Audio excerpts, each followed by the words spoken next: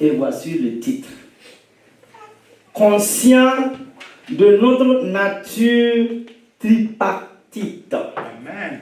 Esprit, âme et corps. Waouh! L'esprit, l'âme et le corps. Et j'aimerais que vous me suivez attentivement. Et comme un texte biblique de référence, nous lisons dans cette lettre de l'apôtre Paul aux Thessaloniciens. 1 Thessaloniciens au chapitre 5, verset 23. Que le Dieu de paix lui-même vous sanctifie totalement et que votre esprit, votre âme et votre corps soient parfaitement gardés pour être irréprochables lors de la venue de notre Seigneur Jésus-Christ. Waouh! Notre deuxième texte biblique, Romains au chapitre 8, verset 6. Et l'apôtre commence. Et l'affection de la chair, c'est la mort. Tandis que l'affection de l'esprit, c'est la vie et la paix. Alléluia. Homme, frère, même si la parole de Dieu enseigne clairement que nous sommes un être tripartite, esprit, âme et corps, très peu de chrétiens utilisent cette distinction dans leur vie de tous les jours. En fait, la plupart croient qu'ils ne sont constitués que d'un corps et une âme, ou que l'âme et l'esprit sont synonymes. Alors, dans leur vie de tous les jours, ils ne tiennent compte que de la partie physique et de la partie émotionnelle et mentale qui constitue leur personnalité. Le mot corps désigne évidemment la partie physique que votre miroir reflète. Avoir conscience de son corps et de son âme est aisé. Par exemple, si je posais mes mains sur votre épaule, vous saurez que je vous ai touché physiquement. Et sans contact physique, je peux aussi vous toucher d'une autre manière, Église. En effet, par mes paroles, je peux avoir accès à votre âme et susciter en vous la joie, la tristesse ou même la colère. Il est facile de savoir ce qu'on ressent dans son corps physique et matériel et dans son âme, parce que nous sommes constamment conscients de ces parties-là. De même, vous pouvez évaluer l'état de votre âme aisément et savoir comment vous vous portez intérieurement. Que vous vous sentiez heureux ou blessé, mentalement épuisé ou plein d'inspiration et prêt à démarrer la journée, que vous soyez en colère ou sereine. Ces ressentis vous permettent de connaître l'état de votre âme. Vous savez même quand la peur ou la dépression rôde, car vous êtes toujours en contact avec votre âme. Par contre, Vous ne pouvez pas avoir accès à votre esprit par des moyens terrestres. Jésus a déclaré un jour, celui qui est né de la chair est chair, et ce qui est né de l'esprit est esprit. Jean au chapitre 3, verset 6. Il voulait dire qu'il n'y a pas de lien direct entre la chair et l'esprit. L'esprit est esprit, la chair est chair. Les deux étant distincts.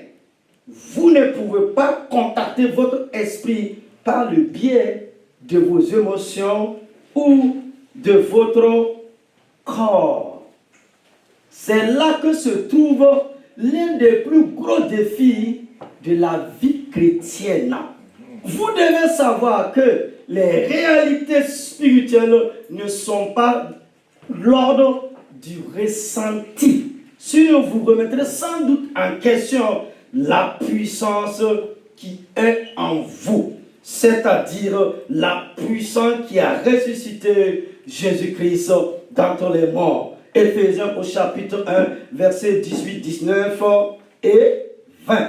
Celui qui croit que la vérité spirituelle est détectable par les cinq sens sera perplexe quand il lira dans la Bible qu'il est une nouvelle créature en Christ Jésus et qu'il peut faire les mêmes œuvres miraculeuses que Jésus a faites.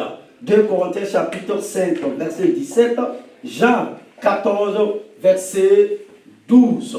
Le chrétien, c'est-à-dire l'enfant de Dieu, qui ne comprend pas la différence entre l'esprit, l'âme et le corps, essaie toujours de localiser cette puissance dans son corps ou dans son âme. Ne trouvant cette puissance ni dans l'un ni dans l'autre, il conclut que la Bible est bien trop difficile à comprendre.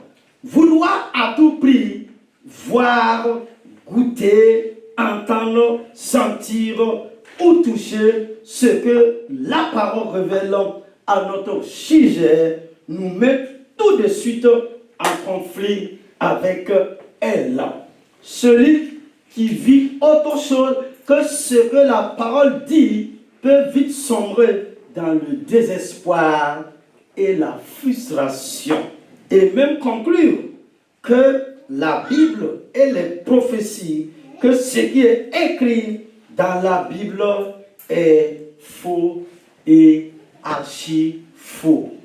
Église, c'est ce que je vous propose de voir en 2 points au cours de l'enseignement de la matinée.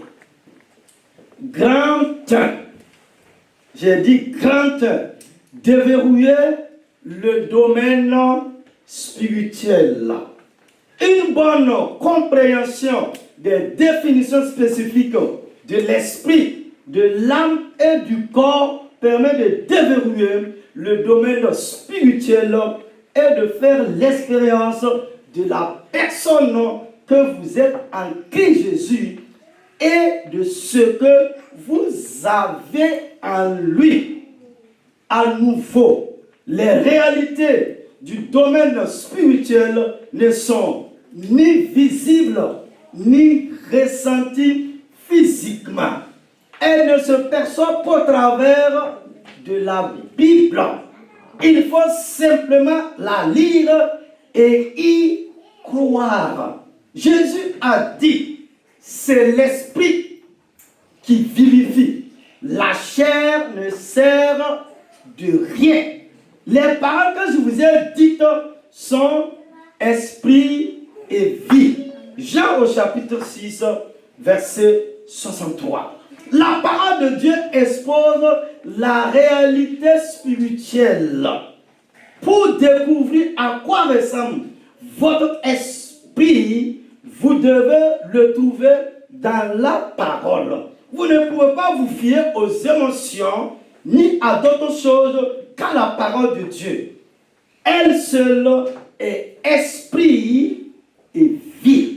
Lorsque vous étudiez la Bible, vous voyez en fait la personne que vous êtes spirituellement. En effet, si quelqu'un se contente d'écouter la parole sans y conformer ses actes, il ressemble à un homme qui, en s'observant dans un miroir, découvre son vrai visage. Après s'être ainsi observé, il s'en va et oublie ce qu'il est. Voici au contraire un homme qui scrute la loi parfaite, c'est-à-dire la parole de Dieu, tout particulièrement le Nouveau Testament, qui donne la liberté et lui demeure fidèlement attaché. Et au lieu de l'oublier après l'avoir entendu, il y conforme ses actes. Cet homme sera heureux. Cette femme sera heureuse dans tout ce qu'il fait. Jacques au chapitre 1, versets 23 à 25. Version Bible du Semeur. La parole de Dieu est un miroir spirituel. Amen. Oh, alléluia. Église, peuple de Dieu, et vous qui me suivez, mon cher ami, la parole de Dieu est un miroir spirituel. Petit 1, la parole de Dieu indique qui vous êtes dans l'esprit. La parole de Dieu vous indique qui vous êtes dans l'esprit. Lorsque vous regardez votre visage dans une glace, vous ne voyez qu'une représentation de vous-même. En fait, vous n'avez jamais réellement vu votre propre visage, seulement son reflet. Malgré cela, vous avez appris à faire confiance au miroir. J'imagine que le matin, vous ne vous fiez pas à ce que vous ressentez pour savoir si vous êtes bien coiffé ou maquillé. Ces choses-là ne se perçoivent pas émotionnellement. Vous vous regardez dans un miroir, puis vous faites confiance à ce que vous y voyez. Il en est de même pour votre esprit. Je dis pour votre esprit né de nouveau. En effet, la parole de Dieu réfléchit parfaitement la personne que vous êtes dans l'esprit. C'est la seule façon de vous connaître. Ainsi, vous ne pouvez pas vous attendre à ressentir la puissance de Dieu qui est en vous, parce que ce qui est esprit et ce qui est chair. Sinon, cela équivaudrait à essayer de ressentir si vous êtes bien coiffé ou maquillé. De même, vous devrez regarder dans le miroir de Dieu et croire la réalité spirituelle que vous y voyez vous concernant. Petit 2. Un corps racheté par l'ensevelissement et la résurrection de Jésus. Tout croyant, je dis tout croyant, je dis tout chrétien, tout enfant de Dieu, né de nouveau, est passé par une transformation intérieure complète. Amen. Aussi, si quelqu'un est en Christ, il est une nouvelle créature. Le monde ancien est passé. Voici qu'une réalité nouvelle est là. Amen. Tout vient de Dieu qui nous a réconciliés avec lui par le Christ et nous a confié le ministère de la réconciliation. 2 Corinthiens au chapitre 5, versets 17 et 18. Église, remarquez bien qu'il n'est pas écrit que toutes choses sont en train de devenir nouvelles ou qu'elles ont le potentiel de le devenir. Ce verset enseigne que les choses anciennes sont passées, c'est-à-dire les temps passés, et qu'une réalité nouvelle est là. C'est-à-dire toutes choses sont devenues. C'est un fait divin. Amen. Et que toutes les choses viennent de Dieu. Lire un tel verset, surtout un dimanche matin, sans bien distinguer ce que sont l'esprit, l'âme et le corps, nous mène à la confusion, à la frustration et finalement à l'incrédulité. Imaginez qu'un individu souffre d'un excès de poids avant de se convertir. Bien qu'il ait lu ce qui concerne le changement total, c'est-à-dire et les choses nouvelles venant de Dieu, il pourrait être tenté de douter de sa transformation à la vue de ses kilos en trop. Or, si les kilos étaient en trop avant la conversion, ils le sont toujours après. Le temps viendra où l'on recevra un corps glorifié. Paul dit, en effet, ce corps corruptible doit se revêtir l'incorruptibilité et ce corps mortel doit se revêtir l'immortalité. 1 Corinthiens 15, 53. Bien que l'expiation de Christ ait pourvu à tous vos besoins dans le domaine physique et que votre corps ait été racheté, il n'est pas encore sauvé. Il n'a pas encore expérimenté sa rédemption totale. Par sa mort, son ensevelissement et sa résurrection, Jésus a acheté votre corps en vue de le glorifier. Bien que le coût total ait déjà été payé, vous attendez un corps immortel. Vous ne pouvez pas encore profiter de tous les avantages de la rédemption qui vous a été acquise. Éphésiens au chapitre 1, verset 14. Petit 3. Un salut transformateur de notre âme achevée. Notre départ avec Jésus-Christ. Le Nouveau Testament parle rarement du salut de l'âme. Et aucun verset dans son contexte ne dit que l'âme passe par l'expérience de la nouvelle naissance. Vous pouvez lire Hébreux au chapitre 10, verset 39, Jacques au chapitre 1, verset 21 et 1 Pierre 1, 9. Église, il est question du salut de l'âme lorsqu'un chrétien découragé et vaincu mentalement commence à croire en la parole de Dieu et qu'il expérimente de nouveau la victoire, la paix et la joie. Comprenez bien que au moment de la nouvelle naissance, l'âme n'est pas la partie de l'être humain qui est radicalement transformée.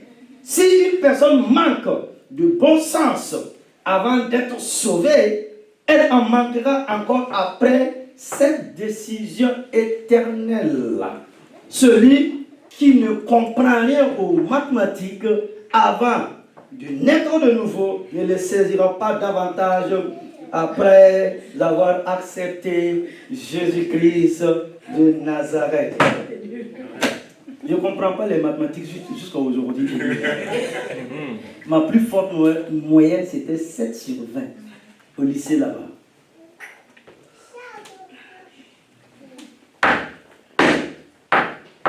Mais je n'ai pas fait Sciences Po. Mais en géopolitique, je peux te parler 5 heures. Chacun a son domaine. Est-ce que tu comprends?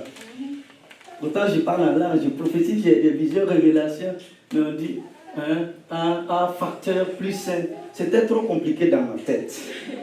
Alléluia. Je passais par là. En fait, celui qui passe par une dépression, au moment du salut, restera dans cet état jusqu'à ce qu'il change sa manière de penser, c'est-à-dire son âme, grâce à sa foi en la parole du Dieu. Toutefois, dès maintenant, votre âme passe par une transformation dans la mesure où vous renouvelez vos pensées, changez vos habitudes et alignez vos valeurs sur celles de la parole du Dieu. C'est ainsi que l'âme entre dans un processus de changement, c'est progressif. En ce qui concerne votre âme, les choses anciennes ne sont pas encore passées. Toutes choses ne sont pas encore devenues nouvelles. Le salut transformateur et entier de votre âme sera achevé lorsque vous partirez pour être avec le Seigneur Jésus dans l'éternité. Notre âme sera glorifiée lorsque vous recevez votre corps glorifié. Quand ce qui est parfait sera venu, c'est-à-dire votre corps glorifié, la connaissance partielle que vous avez aujourd'hui cédera la place à une pleine révélation. Selon 1 Corinthiens au chapitre 13, les versets 9 et 12. Nous ne connaîtrons plus partiellement, mais nous connaîtrons tous, aussi bien que vous êtes connus de Dieu. Cette transformation radicale et complète dans votre corps et dans notre âme sont à venir. Et nous arrivons au grand 2. Grand 2. Deuxièmement, libérez l'Esprit de Dieu en vous. Oh, alléluia. Église, peuple de Dieu, enfant de Dieu, libérez l'Esprit de Dieu en vous. Amen. Notre esprit a totalement changé lors de votre salut. Le jour où vous avez cru. Lorsque vous avez fait de Jésus votre Seigneur, votre esprit est passé par une mutation instantanée et complète. Par contre, votre corps et votre âme ont évidemment été touchés par ce qui s'est passé, mais pas entièrement transformés. En général, les chrétiens, c'est-à-dire les enfants de Dieu, sont très déçus s'ils ne comprennent pas que cette transformation de leur esprit doit s'étendre à leur âme et à leur corps. Donc, je pensais que j'allais devenir une personne toute nouvelle, que Jésus allait tout changer. Dans ce cas, l'incrédulité prend le dessus, au point que certains doutent de leur salut. C'est-à-dire qu'ils n'ont pas l'assurance de leur salut. D'autres gardent la certitude que leur nouvelle naissance, mais ils perdent souvent tout espoir d'en profiter pleinement ici-bas sur cette terre des hommes. En réalité, votre esprit a totalement changé. Nul besoin d'essayer de recevoir quelque chose de Dieu pour le parfaire, car tout ce dont vous n'aurez jamais besoin pour votre vie chrétienne est déjà présent en totalité dans votre esprit. Dès à présent, votre esprit né de nouveau est aussi parfait et complète qu'il le sera pour toute l'éternité. Vous n'aurez pas un nouvel esprit lorsque vous arriverez au ciel, et il n'aura pas non plus besoin de mûrir, d'être complété ou lavé des souillures et des saletés d'ici-bas. En ce moment même, votre esprit pleinement mature est aussi parfait et aussi complète que Jésus-Christ lui-même. Après la nouvelle naissance, le reste de la vie chrétienne consiste à renouveler vos pensées et à libérer ce que vous avez déjà. C'est par le renouvellement de l'intelligence et la foi en la parole de Dieu que votre âme s'accorde avec ce qui est déjà connu de votre esprit. Ce qui est déjà dans votre esprit se libère dans votre âme et dans votre corps lorsque votre âme s'aligne sur ce qu'elle voit dans le miroir spirituel de Dieu.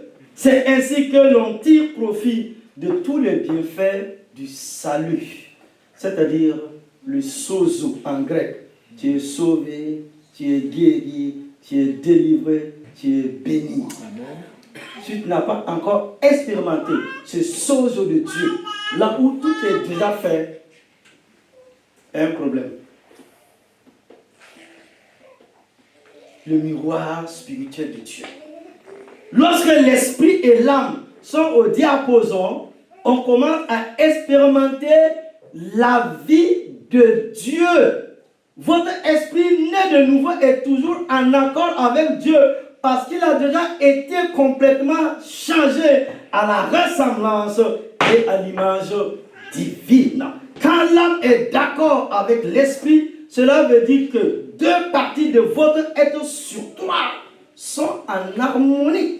Grâce à cette coalition majoritaire, l'âme et le corps expérimentent la vie, la victoire et la puissance qui se trouve dans votre esprit. Amen. Mon frère, ma soeur, par contre, le flot surnaturel de la vie qui est dans votre esprit et qui doit s'étendre au domaine physique s'arrête lorsque votre âme se met d'accord avec votre corps.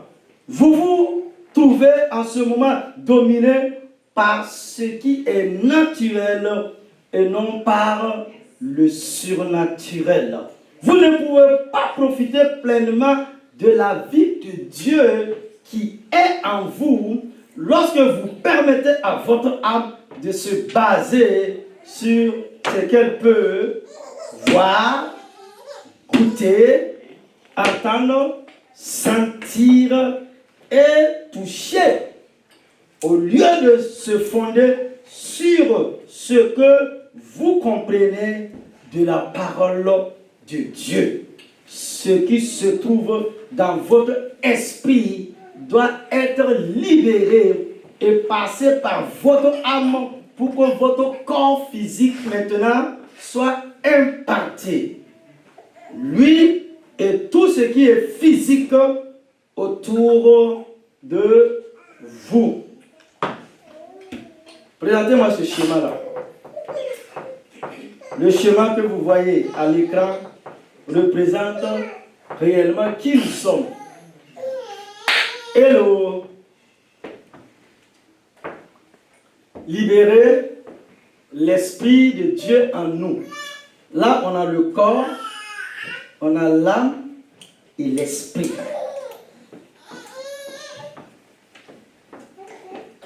Examinez ce dessin de 3 cercles tracés. Les uns, regardez, c'est les uns dans les autres. Ils ressemblent à une cible. Le cercle extérieur représente le corps. C'est la partie que vous pouvez voir et toucher. Puis vient une partie intérieure qui est invisible, mais qui peut être impactée par des paroles. C'est l'âme. Là où il y a nos émotions, là où il y a nos pensées. Remarquez comment l'âme est en contact à la fois avec le corps et l'esprit. L'âme est au milieu. Il est en contact avec le corps et l'esprit. L'esprit est une autre partie intérieure. Bien que ce soit la véritable personne que vous êtes, personne ne peut ni la voir, ni la toucher. La plupart des gens ne conçoivent pas que leur esprit soit l'essence même de leur être. Ils ne vivent qu'en fonction de leur âme. Pour eux, seul le raisonnement et le ressenti sont une réalité. Jusqu'à présent, leur âme était le point de repère. Mais la parole de Dieu met en lumière un autre élément. Votre esprit est votre véritable personne, tout comme le corps sans esprit est mort. De même, la foi sans les œuvres est morte. Jacques au chapitre 2, verset 26. Enfin, après que Dieu ait formé Adam, il souffla en lui le souffle de vie, nous dit Genèse au chapitre 2, verset 7.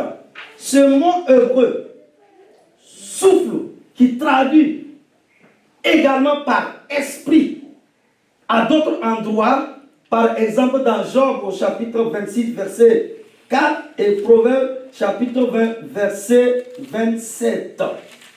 Tant que l'esprit n'avait pas été insufflé à Adam, son corps et son âme, c'est-à-dire les parties physiques, mentales et émotionnelles, n'avaient pas de vie en elles. Oui, c'est de votre esprit que provient la vie.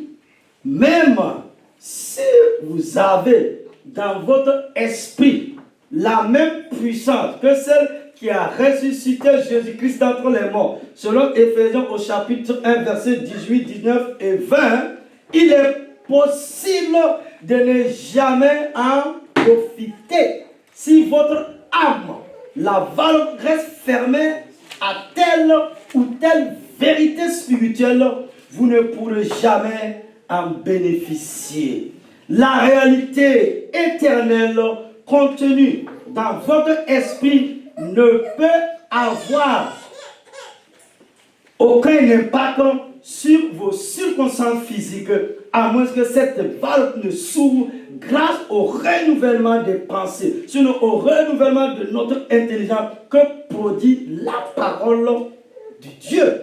Toute cette vie et cette puissance de résurrection reste emprisonnée en vous jusqu'à ce que vous regardez suffisamment longtemps dans le miroir spirituel, c'est-à-dire dans le miroir de Dieu, et que vous y découvrez la véritable personne que vous êtes. C'est alors que vous pouvez les libérer. En fait, il est possible de décéder prématurément avec toute la puissance qui a ressuscité Jésus d'entre les morts, encore inutilisé en soi. Ce serait comme mourir de soif, appuyé contre la margelle d'un puits rempli d'eau. Si vous vivez en fonction de ce que vous ressentez, c'est que votre âme dépend de ce qui est physique, visible. Oui, il est possible d'être dépressif. Oui, un chrétien peut être dépressif. Ce que j'ai appelé un miracle négatif. Il est possible d'être dépressif.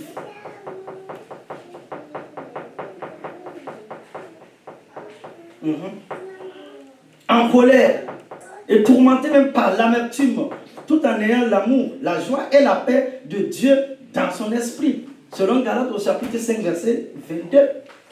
Sachant que ce processus s'applique à tous les domaines de la vie, réalisez-vous à quel point votre âme est un élément clé.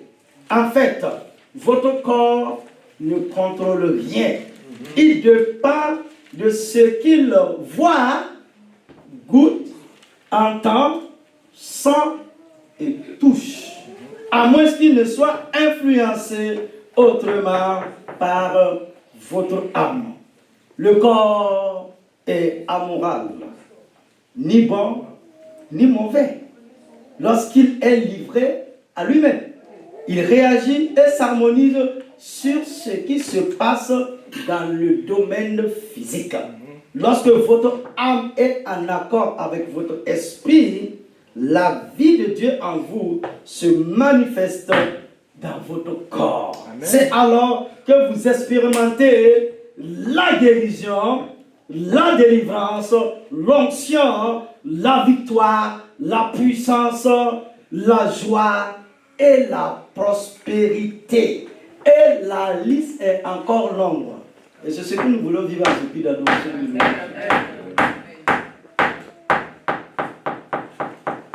Alléluia. Par manque de connaissance ou de mise en pratique de ces vérités divines, beaucoup de chrétiens, ça veut dire beaucoup d'enfants de Dieu, sont dominés par leurs cinq sens, plus que par la parole du Dieu. Le courant de la vie divine qui est en eux est interrompu parce qu'ils ne croient pas que ce qu'ils voient. Alléluia. Conclusion.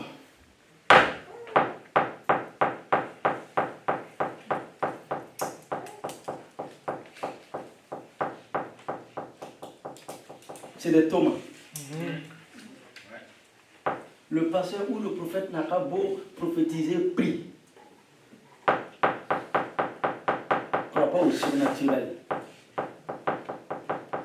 Il y a plusieurs dimanches, je vous ai dit, le problème n'est plus ce Dieu. Ni c'est le pasteur, ni dans l'église. Hein? J'étais couché, le Saint-Esprit a dit de parler. Que son peuple, l'église, a besoin de cette délivrance dans le domaine de leur âme. C'est les Thomas. Tu as vu Jésus opérer. Écoute-moi bien, l'église. Je vais rester dans l'enseignement, je ne vais pas prêcher ce matin. Regardez-moi un Thomas. Il a été avec le grand enseignant. Jésus lui-même. Avec le fils de la femme de Naïm. Il a vu le miracle. Lazare, il a vu les guérisons, la délivrance. Comment Jésus enseignait, comment Jésus prêchait avec feu, avec puissance et autorité. Et quand ils ont pris le chemin de Jérusalem, Jésus a dit afin que ce que Ésaïe avait dit s'accomplisse. Maintenant on a dit, Jésus est ressuscité. Il dit quoi? Et peut-être même dans son cœur, là même, il n'a pas dit des choses contre le maître. Il dit tant que je n'ai pas vu. Est-ce que le problème est ce Jésus? Non. Il avait un problème dans son âme. Premier élément. Deuxième élément. Dieu dit à Abraham, un vieillard, il est fatigué. Il n'a plus de désir comme les jeunes garçons là. Ils sont excités à tout arrêt.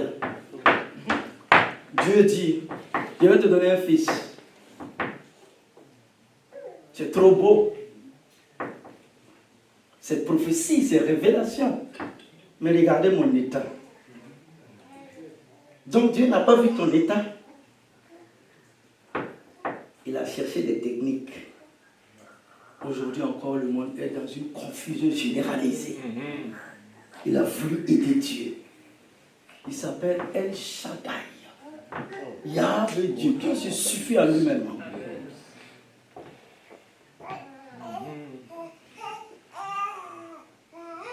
Et parfois, c'est les femmes même qui pêchent, qui poussent les hommes dans le péché. Il dit, regarde moi-même. Tu vois la jeune femme là. Vas-y. Garçon a eu une proposition comme ça là. Est-ce que vous croyez qu'il va laisser tomber? Il ne peut pas laisser ce genre de... Ah.